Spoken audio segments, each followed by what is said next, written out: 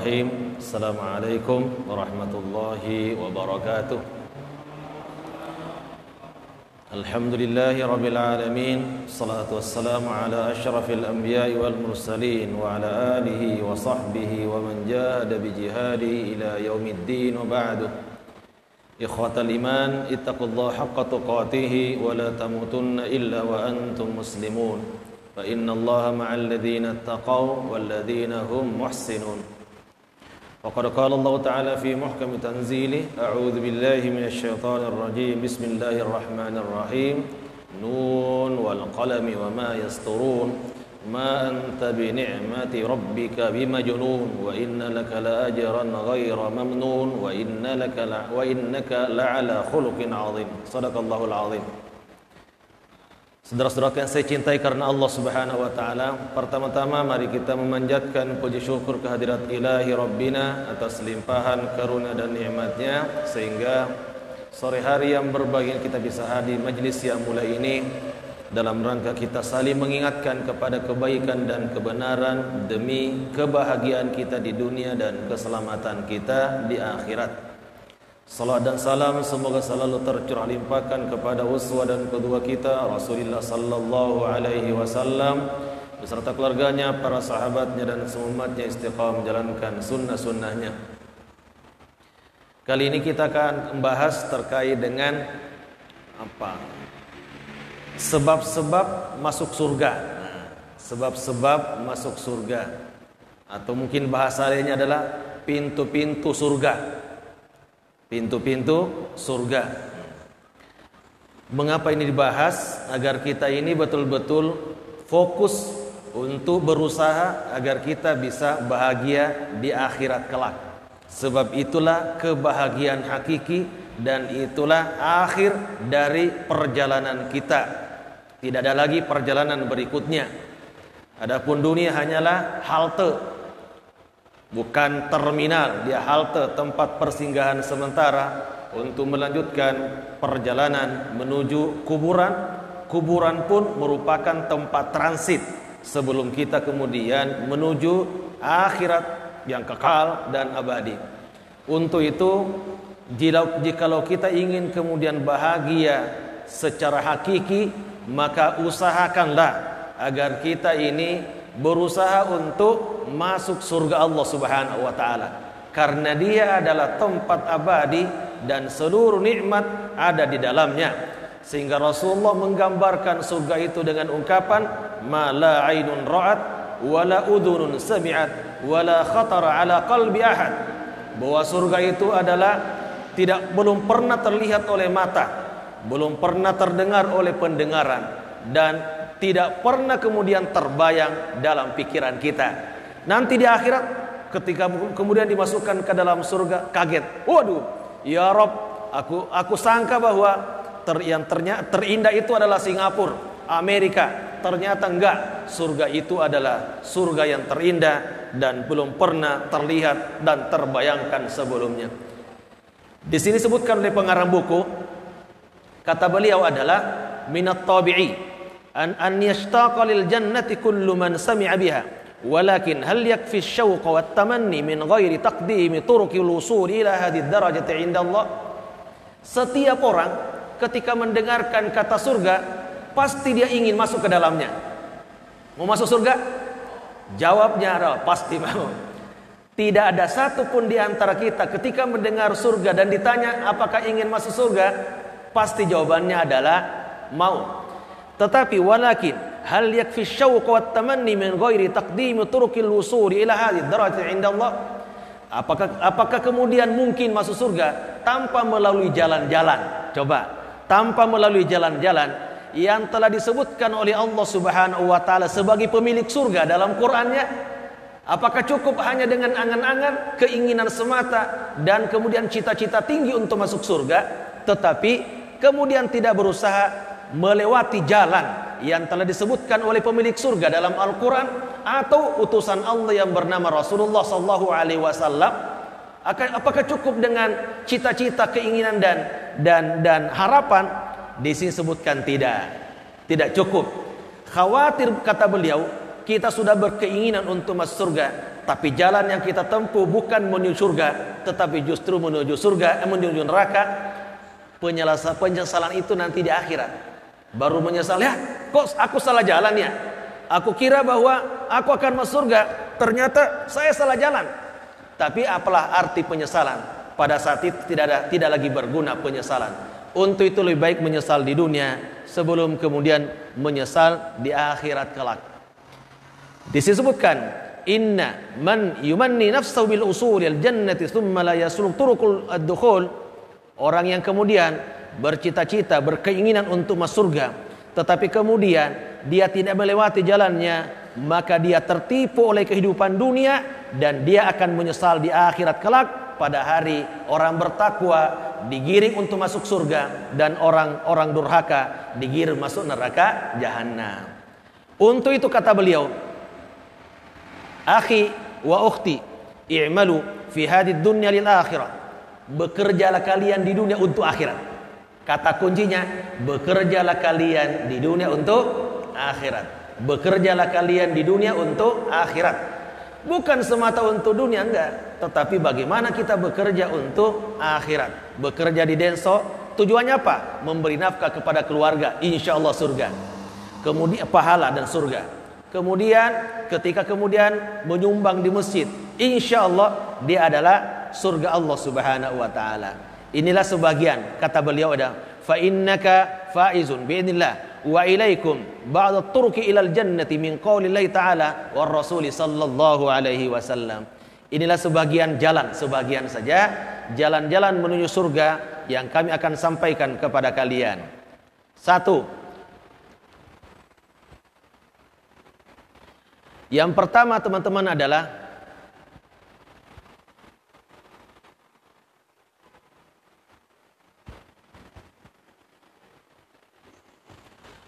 ta'atullahi azza wa jalla wa rasulih sallallahu alaihi wasallam.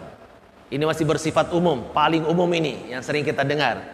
Yang pertama adalah ketaatan kepada Allah dan Rasulnya. Itu kata-kata ini sering. Tapi beliau memulai dengan istilah ta'atullahi wa azza wa jalla wa rasulih sallallahu alaihi wasallam. Taat kepada Allah azza wa jalla dan taat kepada Rasulullah sallallahu alaihi wasallam. Harus diperhatikan bahwa taat kepada Allah dan taat kepada Rasulullah itu adalah mutlak. Mutlak. Sedangkan taat kepada selain keduanya bersyarat. Gitu ya. Taat kepada Allah, taat kepada Rasul itu mutlak. Enggak ada kemudian pertanyaan. Nggak ada kemudian bantahan, nggak ada kemudian usulan-usulan, tidak. Pokoknya taat kepada Allah Subhanahu wa taala. Adapun kepada sesama manusia, mau menteri, mau presiden, mau pejabat tinggi, mau siapa saja, bersyarat selama itu tidak melanggar aturan Allah, maka boleh kita taat kepadanya. Tetapi bila kemudian bertentangan dengan aturan Allah, maka berlakulah hadis la ta'ata li makhluqin fi ma'siyatil khaliq. Tidak ada ketaatan kepada makhluk selama itu kita diperintahkan untuk melakukan maksiat. Melakukan maksiat.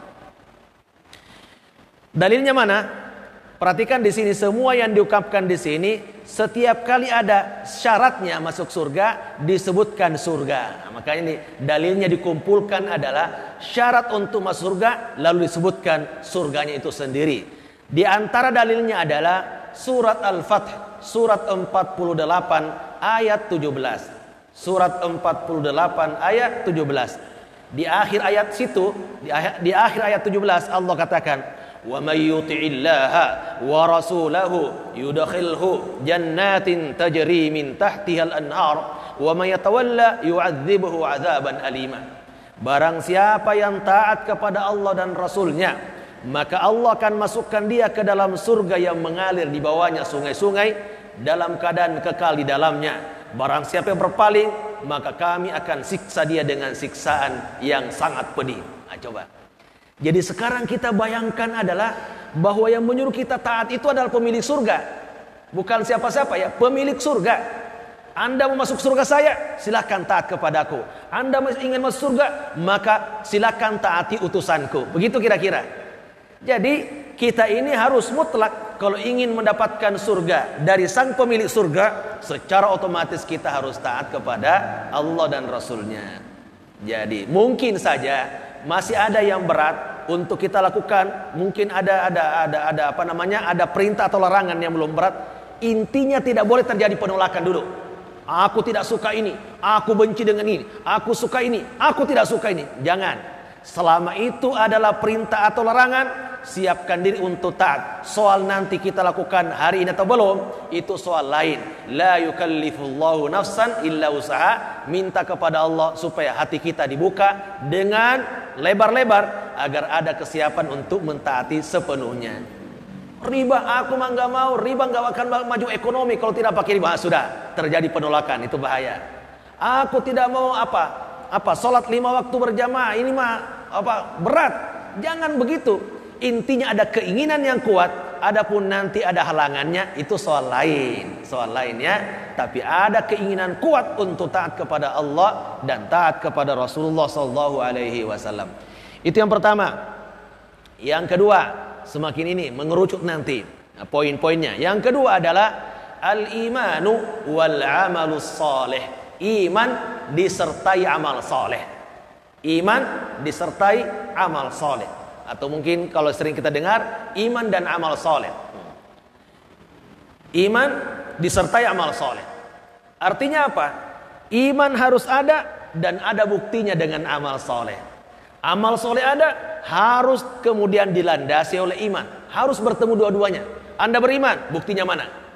Saya buktikan, tapi apakah landasannya iman apa bukan? Nah, makanya bisa jadi ada orang yang menuntut ilmu tetapi bukan karena Allah. Boleh jadi ada orang yang bekerja tetapi sekedar untuk memperkaya diri, bukan untuk menolong dan menopang agama Allah Subhanahu wa taala, ya.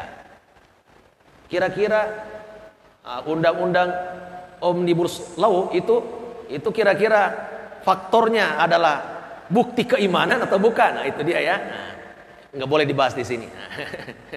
Tetapi intinya adalah bahwa seluruh amal soleh harus dilandasi oleh keimanan. Dan keimanan yang kita miliki harus dibuktikan dengan amal soleh. Dua-duanya harus bertemu. Apakah hanya satu amal soleh? Enggak.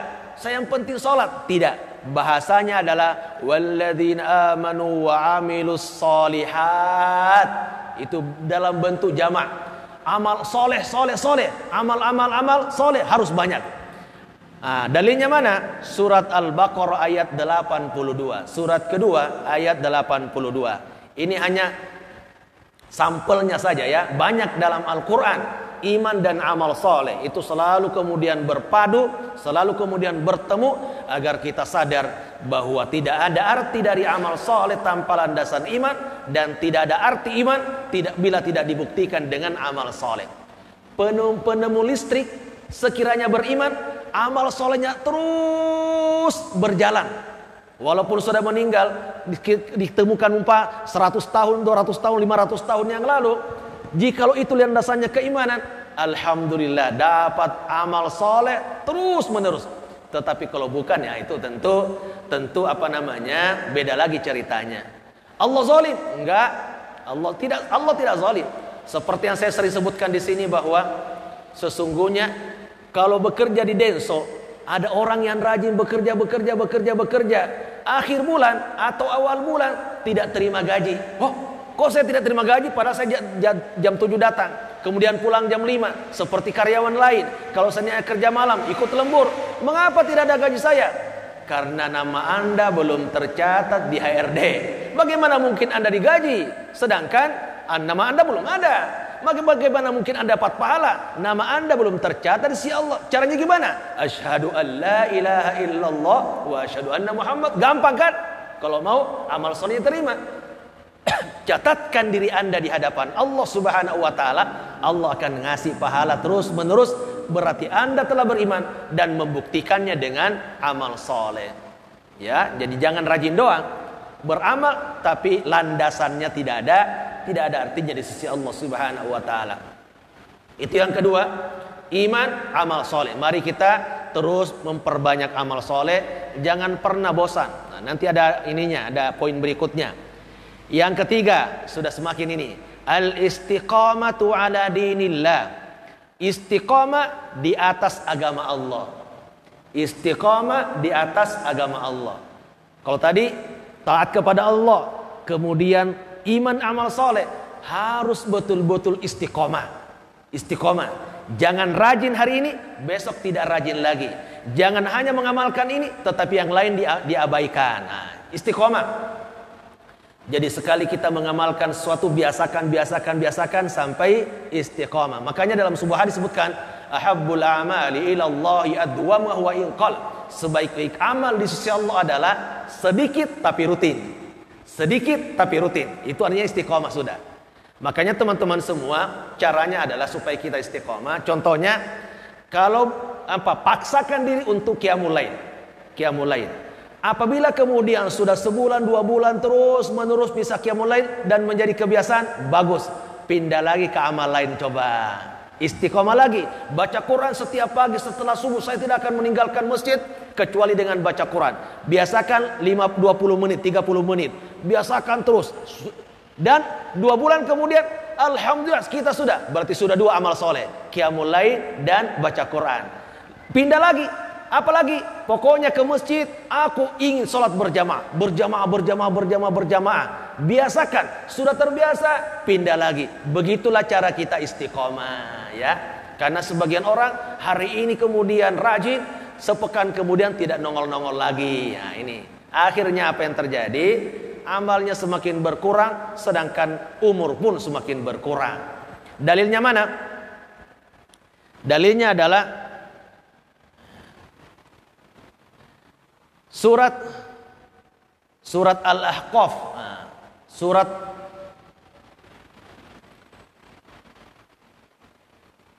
(46). Surat 46.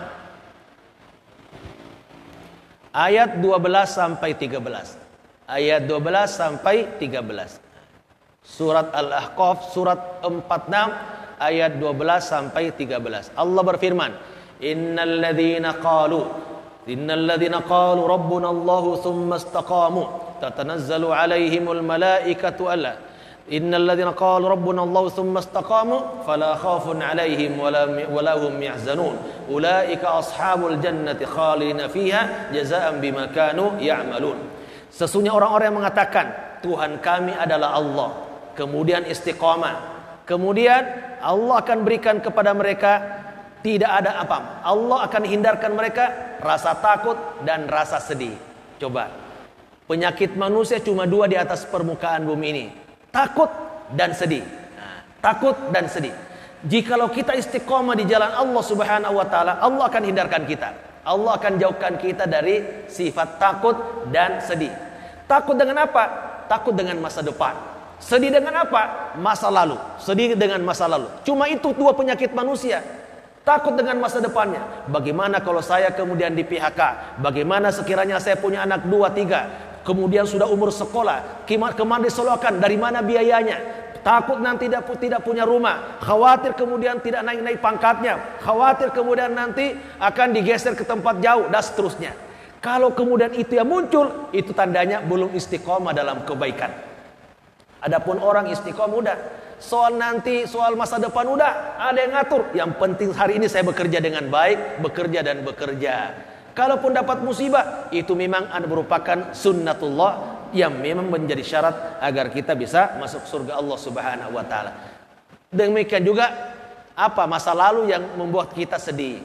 Itulah sebabnya dalam Islam itu nggak boleh terlalu lama menangisi orang mati. Udah. Kalau seandainya seperti di Bali, setiap tahun diperingati korban bom Bali, itu kan membuat sedih. Justru Islam ingin supaya menghilangkan sehingga fokus ke depan. Jangan ingat masa lalu. Walaupun orang tua kita meninggal, udah kita doakan supaya selamat dan masih ada pertemuan berikutnya, yaitu pertemuan di surga Allah Subhanahu wa taala. Kematian orang tua bukan akhir dari pertemuan kita, kecuali kalau seandainya ada yang masuk surga dan ada yang masuk neraka. Disitulah perpisahan hakiki. Hakikat perpisahan adalah ketika seseorang berpisah dari surga dan ada yang masuk dalam neraka. Itu perpisahan abadi. Tapi kalau seandainya orang tua kita orang soleh, anak kita orang soleh, insya Allah itu masih ada pertemuan berikutnya, pertemuan di surga Allah Subhanahu wa Ta'ala. Jadi rasa takut, rasa sedih itu akan hilang. Kapan?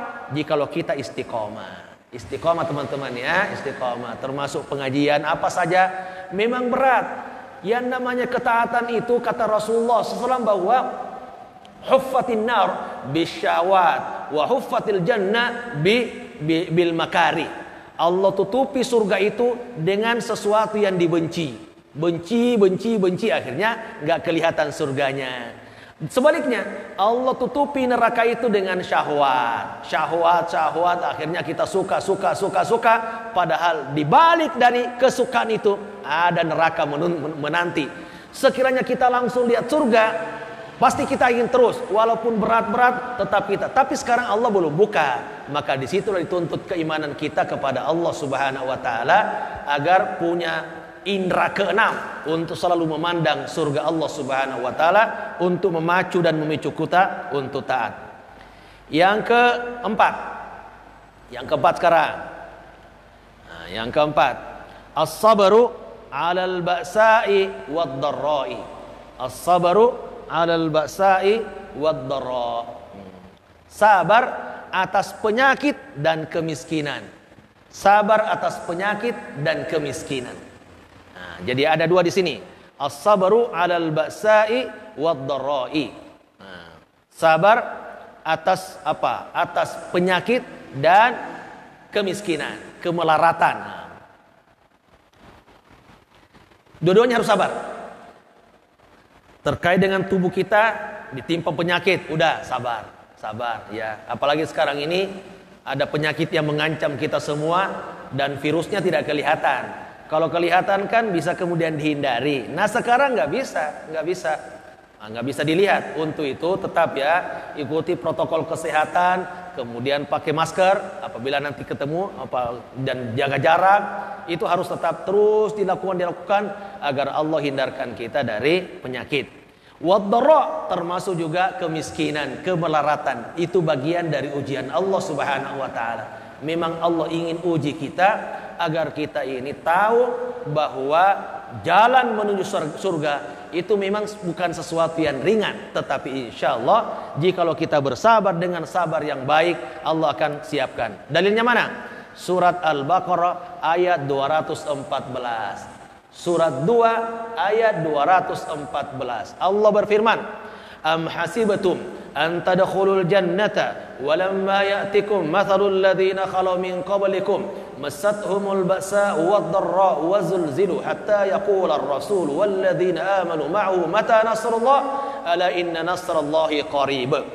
Apakah kalian menyangka? Pertanyaannya langsung. Apakah kalian menyangka bahwa kalian akan masuk surga padahal belum pernah datang kepada kalian musibah seperti musibah yang telah menimpa umat-umat sebelum kamu? Bagaimana mereka? Massathumul ba'sa, mereka itu ditimpa dengan beragam penyakit. Wad-dharra, kemudian miskin. Yang penyakit siapa saja? Nabi Ayub, itu sakitnya sampai 18 tahun. Kemiskinan siapa saja? Banyak. Di antaranya adalah Nabi Isa alaihissalam, sehingga disebut dengan Al-Masih, karena untuk mencari makan itu harus kemudian berjalan kaki bisa sampai 3 hari 3 malam untuk mendapatkan makanan. Coba, beliau adalah orang yang dicintai oleh Allah Subhanahu wa Ta'ala, tetapi ujiannya sangatlah berat. Termasuk nabi-nabi lain itu kemudian banyak diberikan kemiskinan, tetapi bukan berarti hina, enggak. Penyakit juga sama. Penyakit bukan berarti Allah hinakan kita, tetapi itu tanda cinta kepada orang beriman supaya pahalanya besar walaupun umurnya pendek. Pahalanya besar walaupun umurnya pendek.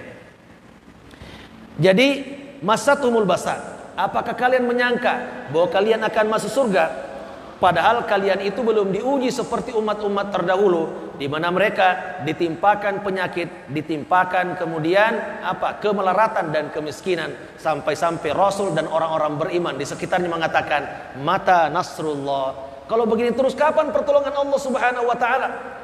Kalau begini terus kapan? Ini sama dengan kita sekarang ya. Mungkin corona ini kan sudah dari bulan ini ada bulan 4 sebenarnya, tapi bulan 3 sudah. taruhlah Maret, April, Mei, Juni, Juli, Agustus, September, sudah masuk Oktober, bulan ke-8 coba. Ya Allah, kapan kira-kira berhenti? Kata Allah, sebentar lagi insya Allah. Nah, kalau kalian mengikuti protokol kesehatan. Karena kita ini belum ada istilah gelombang pertama belum berakhir. Kalau di luar negeri itu gelombang pertama sudah selesai. Sekarang masuki gelombang kedua. Artinya setelah masa liburan dan sekarang anak-anak sekolah masuk, itu muncul gelombang kedua. Nah kalau kita grafiknya terus naik, menanjak terus. Belum pernah ada gelombang, belum pernah selesai gelombang pertama. Kapan berakhir gelombang pertama? Wallahu a'lam.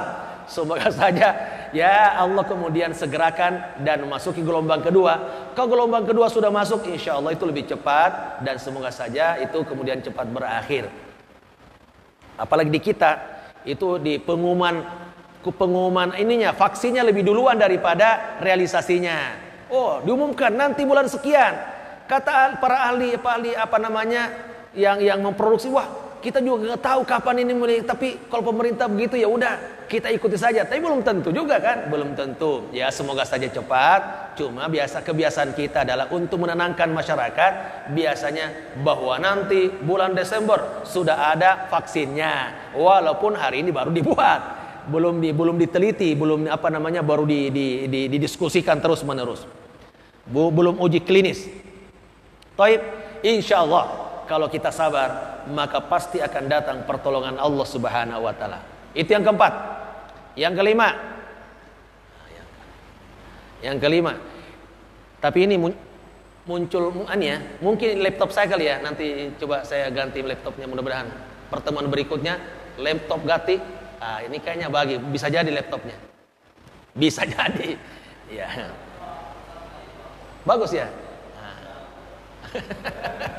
Iya, ini sudah lama. Itu ada usulan tuh. Dipertimbangkan. Beli sendiri juga nggak apa-apa. Taib. Yang kelima adalah takwa kepada Allah. Takwa Allah. Takwa kepada Allah. Ini semua adalah umum. Tapi untuk mengingatkan kembali bahwa sesungguhnya apa yang kita sering dengar, inilah jalan masuk surga. Tinggal kita istiqomah saja. Istiqomah saja di situ. Takwa Allah, bertakwa kepada Allah Subhanahu Wa Taala. Mungkin kalau bahasa saya karena berbagai definisi kemudian dimunculkan takwa itu apa? Dari Ali bin Abi Thalib radhiyallahu anhu, dari Umar bin Khattab ada, kemudian dari ulama-ulama mutaakhirin juga ada definisi dari takwa itu sendiri. Masing-masing. Tapi kalau mungkin lebih simpelnya saya mengatakan takwa itu adalah takut dan hati-hati. Takut dan hati-hati. Ada takut, kemudian kita hati-hati berjalan. Mau melakukan ini takut salah. Takut ini kemudian melanggar aturan Allah. Itulah sebabnya di awal surat Al-Hujurat Allah sudah sebutkan, jangan mendahului Allah dan Rasulnya. La tuqaddimu baina yadayillahi wa rasuli. Wahai orang-orang beriman, jangan mendahului Allah dan Rasulnya. Artinya apa? Jangan berkata, jangan berbuat sebelum bertanya kepada Allah dan Rasulnya. Nah kalau kita kan berbuat dulu baru nanya. Kalau dalam Islam itu justru ini, tutup sebuah perbuatan itu dan ucapan itu baru bertanya, boleh nggak ini, boleh nggak ini, boleh nggak ini, boleh nggak ini. Itu begitu maunya Allah Subhanahu Wa Taala. Tapi ya terlanjur kita biasanya buat aturan dulu baru bertanya boleh tidaknya. Seperti dulu di era Pak Harto membuat aturan ber-KB, baru dijadikan dalil pembenaran atas KB. Itu justru sebaliknya, cari dalilnya yang membolehkan dulu baru keluarkan aturannya. Jadi takwa Allah adalah bertakwa kepada Allah, hati-hati dan waspada. Takut dan waspada. Kita ingin berkata-kata, takut nanti sumber dosa. Ya, seperti bermedia sosial, ya hati-hati. Jangan sampai terbiasa kemudian menghujat, menggibah, kemudian menuduh. Itu jangan. Boleh jadi ada benarnya, tetapi kita sudah dapat dosa karena belum pasti kebenarannya. Dalilnya mana? Surat Maryam, surat 19 ayat 63. Surat 16 ayat 63. Surat 16 ayat 63. Allah berfirman, "Tilkal jannatul lati nurithu min ibadina man kana taqiyya." Itulah surga yang kami wariskan kepada hamba kami bagi siapa yang bertakwa. Itulah surga yang kami wariskan kepada hamba kami, siapa yang bertakwa. Apa pengertian dari kata nuris? Wariskan. Kok ada kata-kata wariskan? Kenapa disebut wariskan? Ibnu Abbas menjelaskan warisan karena setiap orang itu, setiap orang di dunia ini di akhirat sudah punya dua tempat. Ini kata-kata waris. Sudah punya dua tempat. Ada surganya, ada nerakanya. Allah tidak zalim kepada kita, enggak. Allah sudah siapkan. Ente kemudian bertakwa dapat surga. Anda kemudian kafir dapat neraka, gitu ya. Jadi setiap orang di dunia ini itu kemudian sudah disiapkan dua tempat. Adapun orang yang kemudian masuk neraka, surganya kosong kan? Siapa yang akan tempati? Kita ini insya Allah ya. Nah, kita lah pewarisnya. Nah, jadi dapat dua surga sekaligus. Surga kita sendiri sudah ada. Kemudian makanya ajak teman-teman, perbanyak masuk surga. Nggak enak surga kalau sepi. Nggak enak. Coba aja teman-teman tinggal di hotel. 2 malam, semalam malam pertama masih bagus, tapi malam kedua, malam ketiga, apalagi kemudian sebulan di situ hotel nggak ada temannya, wah pusing. Nah, begitulah surga. Kalau hanya sendiri ya saya aja masuk surga, tetangga nggak usah diajak-ajak, nggak enak surga itu kalau sendiri, harus rame-rame. Makanya surga itu dibuat seluas langit dan bumi agar banyak orang yang masuk di dalamnya sehingga kita bisa ngobrol di sana. Bisa piknik, bisa piknik mana? Piknik lihat penghuni neraka. Dadah. Nah, gitu bisa. Mau Cicurug begitu, lihat air terjun, ada. Allah langsung siapkan. Jangankan kita minta, baru terbetik dalam hati itu sudah Allah siapkan. Coba. Dalilnya mana? Dalam surat Fussilat, walakum fiha ma tashtahi anfusukum walakum fiha ma tad'un. Bahwa bagi kamu apa yang kamu ingini dalam hati, baru ingin dalam hati sudah ada di depan mata. Ya Allah, mau duren, langsung. Bukan kita yang kupas, sudah ada yang ngupasin. Ada yang suapin? Iya, terlalu kalau harus disuapin juga, suap sendiri dong. Ya, jadi begitulah kira-kira gambaran surga ya. Tapi bagi siapa? Bagi orang bertakwa. Makanya kita harus menjadi orang yang bertakwa. Yang ketujuh, yang keenam. Yang keenam adalah asyhadatu fi sabilillah. Ini semakin berat ini. Mati syahid di jalan Allah. Yang keenam, asyhadatu fi sabilillah taala. Mati syahid di jalan Allah. Dalilnya mana? Surat Muhammad, surat 47 ayat 4 sampai ayat 6. Banyak ya dalam Al-Quran, cuma diambil sampelnya dalam surat Muhammad, surat yang ke-47 ayat 4 sampai 7. Allah berfirman, "Walladzina qutilu fi sabilillahi falayudilla a'malahum sayahdihim wa yuslihu balahum wa yudkhiluhumul jannata 'arrafaha lahum." Orang yang terbunuh di jalan Allah, Allah tidak akan sia-siakan amalnya. Allah akan berikan petunjuk kepadanya, memperbaiki situasi dan kondisinya. Wa yudkhiluhumul jannata 'arrafaha lahum, dan Allah akan masukkan dia ke dalam surga yang sudah diperkenalkan sebelumnya. Jadi syaratnya harus mati syahid. Di dunia kita sekarang bisa jadi mati syahid adalah sesuatu yang paling hindari, karena kan kelihatannya kejam ya, mati dalam peperangan itu. Tetapi ingat, di surga kelak orang sudah masuk surga. Nah, nanti bisa dilihat dalam tafsir Ibnu Katsir ketika menjelaskan akhir juz 3. Orang yang sudah masuk surga ditanya oleh Allah, "Woi, bagaimana kondisi kalian wahai penghuni surga?" Kata dia, "Hamdalillah wa syukran lak ya Rabb." Ya Allah, terima kasih padamu, rasa syukur paling aku berikan kepadamu ya Allah. Aku sangat berterima kasih dapat surga ya Allah. Kata Allah, adakah yang engkau akan minta kepadaku? Apa yang kalian ingin minta kepadaku? Kata ahli surga, enggak ada ya Allah. Aku ingin sudah benar-benar merasakan nikmat yang luar biasa. Allah kembali bertanya, masih adakah yang kau minta kepadaku? Karena terus di saat begitu akhirnya penghuni surga mengatakan, ya Rabb, karena engkau kemudian meminta saya supaya meminta, maka aku minta supaya aku dikembalikan ke dunia. Kata Allah, untuk apa? Agar aku berperang kemudian mati syahid. Setelah itu aku dihidupkan kembali, lalu berperang kembali, mati syahid lagi. Berapa kali? 10 kali. Coba, ingin mati, hidup lagi, berperang, mati syahid. Kenapa? Karena memang penghuni surga, orang yang mati syahid itu paling banyak bidadarinya. Berapa? 72 orang. 72. Nah kalau saja 10 kali berapa? 720 kan? Kalau yang lain kan yang surga rendah-rendahan itu paling maksimal 8. Jadi teman-teman yang masuk surga nanti insya Allah ya. Itu 8 orang surga bidadarinya ya, bidadarinya. Yang ada yang 10, ada yang 15, ada yang ini. Paling banyak adalah orang yang mati syahid 72. Tentu Rasulullah paling tinggi. Berapa? 1000 istana dan 1000 bidadari.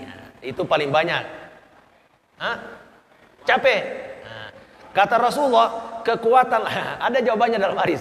Kekuatan laki-laki di akhirat itu adalah sama dengan kekuatan 100 laki-laki. Satu orang kekuatannya 100 laki-laki. Jadi nggak ada yang loyo-loyo di akhirat. Pokoknya semangat terus. Itulah makanya kita harus berupaya menempuh jalan menuju surga ya. Minimal kita masuk surga dulu. Tetapi kalau seandainya minta surga, jangan minta surga yang paling rendah, justru minta surga yang paling tinggi. Idza sa'altumul jannah fas'alul firdaus. Apabila kalian minta surga, maka mintalah surga yang tinggi, yaitu surga firdaus. Sebab nanti kalau kita tidak jadi masuk surga firdaus, masih di bawahnya, ya kan? Tetapi kalau kita mengatakan yang penting saya masuk surga, kepleset dikit masuk mana? Masuk neraka. Itu bahayanya. Ya, jadi sama teman-teman yang belum nikah, ya Allah berikan aku wanita tercantik kepadaku, yang salihah, yang kaya, yang baik keturunannya, dari suku yang paling baik ya Allah. Meleset dikit masih mendingan. Tapi kalau yang penting wanita dikasih, waduh udah nggak semangat ntar. Untuk itu minta. Semuanya begitu ya. Soalnya begitu.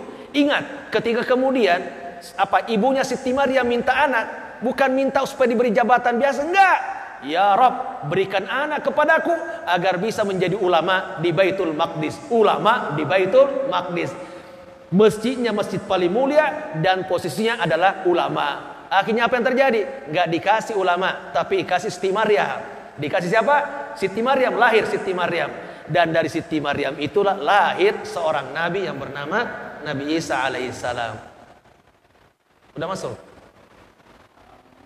Oh, udah cukup sampai sini. Kalau begitu kita lanjut pada pertemuan berikutnya insyaallah. Ya silakan.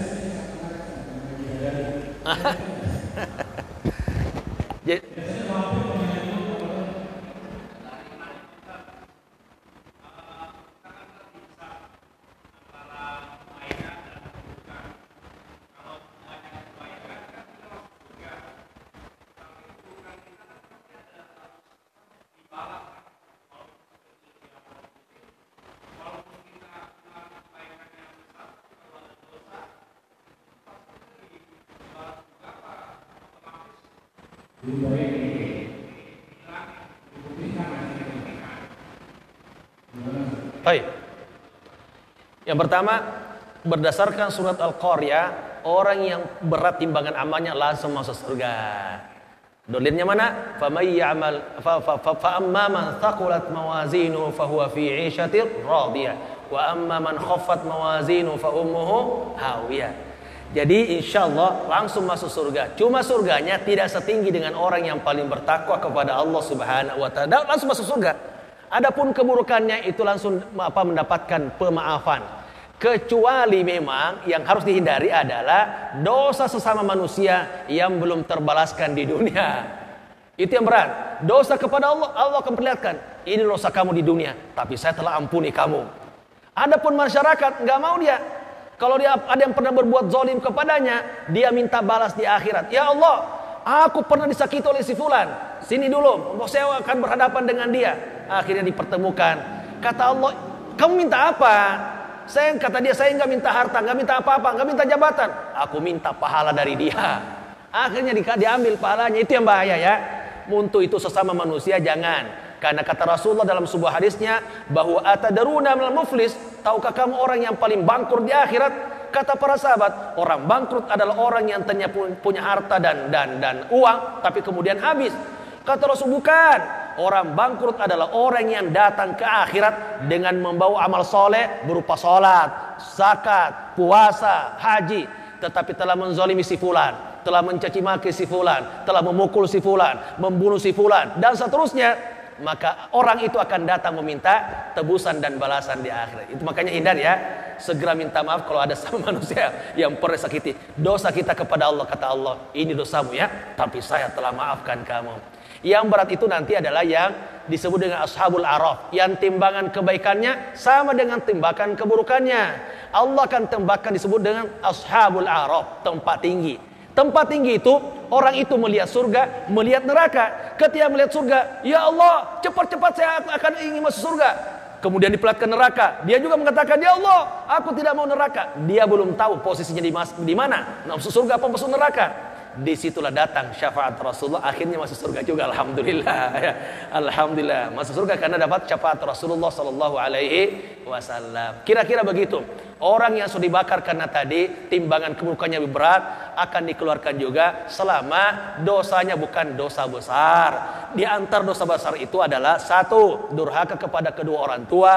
Yang kedua, tidak beriman kepada hari akhirat, itu dosa besar semua. Yang ketiga, kemudian menentang hukum Allah dengan sombong. Allah tidak suka seperti itu. Yang keempat adalah orang mempersekutukan Allah. Itu adalah dosa-dosa yang tidak akan mendapatkan pengampunan dan dia akan kekal dalam neraka. Nanti bisa dilihat dalam buku Sulaiman Al-Ashqar, yaitu surga dan neraka. Wallahu alam. Kira-kira begitu ya.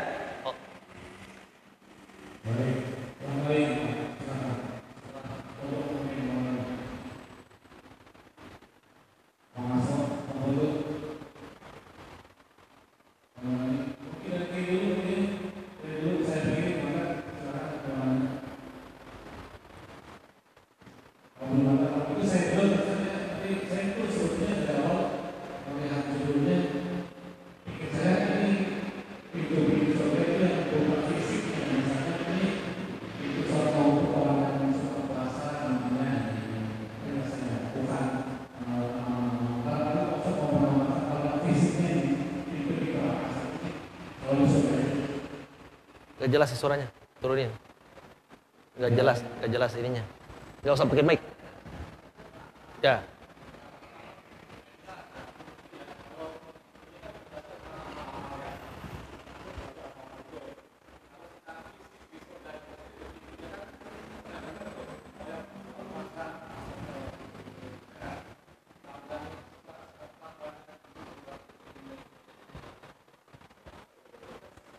Iya, nanti sebagian dari dalil-dalil nanti akan dijelaskan bahwa contohnya ada seseorang yang amalnya kemudian bisa masuk, kan pintu surga ada 8 ya, 8. Itu bisa masuk surga dari pintu mana saja. Contohnya adalah seorang perempuan ya, idza shamat fardha, apabila dia melakukan salat ini, salat 5 waktu dan seterusnya. Ada amalan-amalan tertentu yang kemudian nanti bisa bisa melewati pintu surga mana saja. Adapun rincian-rinciannya, pintu sholat, pintu jihad, itu nanti ada, mungkin mudah-mudahan bisa dijelaskan pada kesempatan yang lain. Tapi intinya sekarang taat kepada Allah secara umum dulu ya. Nanti mau lewat pintu mana terserah. Nah, karena memang ada orang-orang, Abu Bakar itu bisa lewat pintu mana saja. Dari jihadnya, pintu jihad, dia suka berjuang. Dari pintu sedekah, dia suka bersedekah, membebaskan para budak. Dari sisi kemudian dari sisi puasa, dia adalah orang yang suka berpuasa. Intinya taat kepada Allah secara umum. Mudah-mudahan kita bisa juga melewati pintu surga mana saja yang kita inginkan. Wallahu a'lam.